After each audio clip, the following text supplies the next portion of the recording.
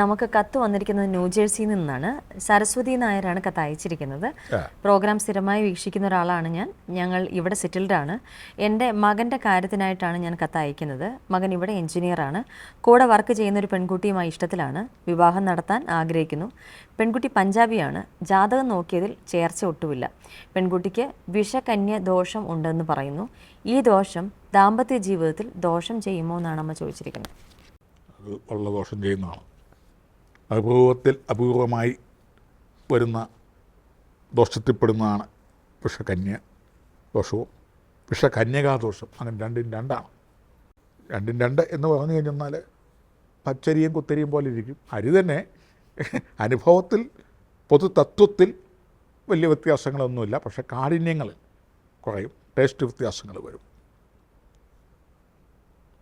വിഷഛായ സാങ്കല്പിക ഗ്രഹമായ രാഹുവും പ്രാണപിതൃകാരകനായ അഗ്നിഗോളമായ സൂര്യനും ചുവന്ന ക്രൂരഗ്രഹമായ ചൊവ്വയും ഒരുമിച്ച് ജനിച്ച ലഗ്നത്തിൽ നിൽക്കുന്നതിന് വിഷകന്യ ദോഷം എന്ന് പറയും.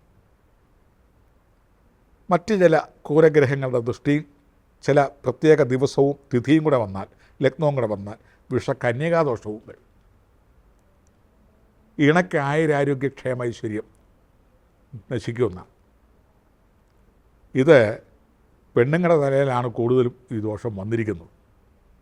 കാരണം വിഷകന്യ എന്ന് പറയുമ്പം സ്ത്രീക്കുള്ളതാണല്ലോ. ഭർത്താവ് വാദത്തില്ല, അല്ലെങ്കിൽ മരിച്ചു പോവും, അല്ലെങ്കിൽ അല്പായുസ്സുക്കളായി അല്പഭാഗ്യവാന്മാരായി അല്പജ്ഞന്മാരായി തീരുകയും സ്വത്തുക്കൾ നശിക്കുകയും ആയുരാരോഗ്യ സൗഖ്യങ്ങൾ പൗരുഷം നശിക്കുകയും ആ കുലം വംശച്ഛേദം വന്നു പോവുകയും ഒക്കെ ചെയ്യുന്നതാണ്.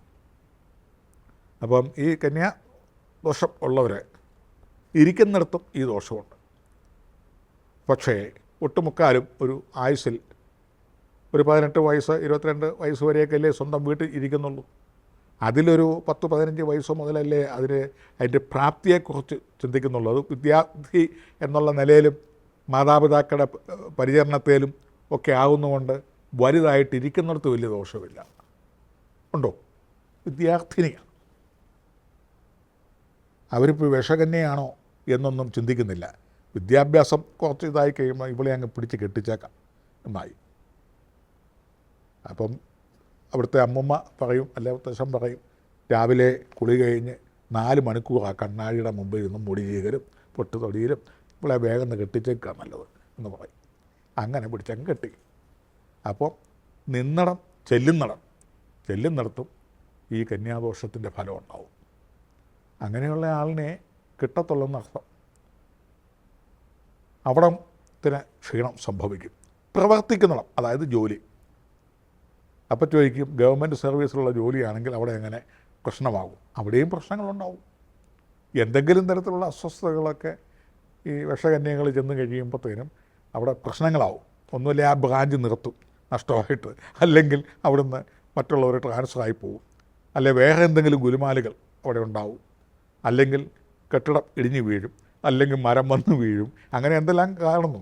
അപ്പം ബാക്കിയിരിക്കുന്ന കുടുംബത്തിലിരിക്കുന്നവർക്ക് ഗുണം കിട്ടും. കാരണം അവിടെ വെച്ചൊരു നാശനഷ്ടം സംഭവിച്ചു കഴിഞ്ഞാൽ സർവീസിലിരിക്കാൻ മരിച്ചാൽ ആശ്രിതർക്ക് ജോലി കിട്ടുമല്ലോ എന്നുള്ളൊക്കെ ഒരു രീതിയിൽ ഇരിക്കുന്നിടം, ചെല്ലുന്നിടം, പ്രവർത്തിക്കുന്നിടം, ചിന്തിക്കുന്നിടത്തൊക്കെ വിഷദ്രാവകങ്ങളായിരിക്കും. അവിടെയൊക്കെ നഷ്ടം, കഷ്ടം, ത്യാഗം, മറ്റേതെങ്കിലും തരത്തിലുള്ള ദുരന്തം, ഇങ്ങനെയുള്ളതാണ് ഈ വിഷകന്യാദോഷം വരുന്നത്. പിന്നെ കൂടുതലും വെളുത്ത ശരീരമുള്ളവർക്ക് കറുപ്പ് ലാഞ്ചനം, നീലക്കളർ തലമുടിക്കും മുഖത്തിനുമൊക്കെ വരും. തലമുടിക്ക് വന്നാൽ പ്രത്യേകിച്ച് അറിയത്തില്ല. മുഖത്തൊക്കെ കൃഷ്ണമണിക്ക് താഴെയായിട്ട് നീലക്കളറുകൾ വരിക, പല്ല് നീല കറുത്ത കളറുകൾ വരിക, നാക്കിനടിയിൽ കറുപ്പ് ഛായകളൊക്കെ വരിക. ഇതൊക്കെ സാമുദ്രിക ലക്ഷണം. പാരം ഒതുങ്ങുന്ന നെറ്റുവിലെ പ്രായത്തിങ്കലായി മാംസല മുഖത്ത് കറുപ്പ് പാടുകൾ, ഇങ്ങനെ പ്രമാണം പറയുന്നുണ്ട്. പക്ഷേ അങ്ങനെ ഇതെല്ലാം കൂടെ വന്നാൽ ഒത്ത വിഷകന്യാദോഷമായിട്ട് വരുമെന്നാണ്. ഇവർക്ക് ഭർത്താവ് വാഴുന്നില്ല, അല്ലെങ്കിൽ ഇണ വാഴുന്നില്ല എന്നൊക്കെ ഉള്ള ഒരു കാര്യങ്ങളും കണ്ടുവരുന്നുണ്ട്. പൊതുവെ ഇതിന് സർപ്പബലി, നവഗ്രഹ പൂജകൾ, രാഹുപൂജകൾ, സർപ്പത്തിന് മഞ്ഞളഭിഷേകം മുതലായ വഴിപാടുകളൊക്കെ ചെയ്ത് കാഠിന്യങ്ങൾ കുറയ്ക്കുക.